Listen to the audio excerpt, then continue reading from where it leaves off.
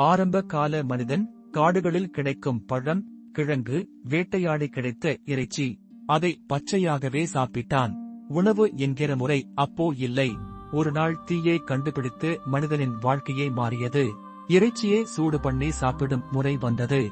அதன் பிறகு வேளாண்மை புரட்சி, கோதுமை, அரிசி, குதிரை மாவு எல்லாம் பயிரிட தொடங்கினாங்க.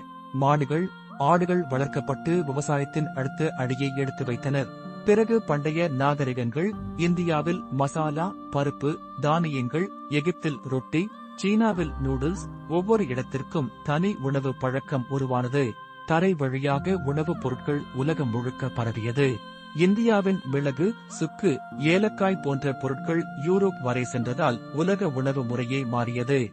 உணவு தயார்படுத்தும் முறை வந்ததும் மூடி வைக்கப்பட்ட ஊறுகாய், பேக்கரி உணவுகள் மற்றும் பேக்கிங் செய்யப்பட்ட உணவுகள் உருவாக ஆரம்பிச்சது. இன்று இந்த உலகில் புதுவிதமான வித்தியாசமான உணவுகள் எல்லாம் சேர்ந்து நம் உணவு பழக்க வழக்கங்களில் ஒரு புதிய வடிவமாக மாறியுள்ளது. இதுபோல நிறைய பயனுள்ள வீடியோஸ்க்கு சப்ஸ்கிரைப் கார்த்திக் ட்ரைனர் சேனல்.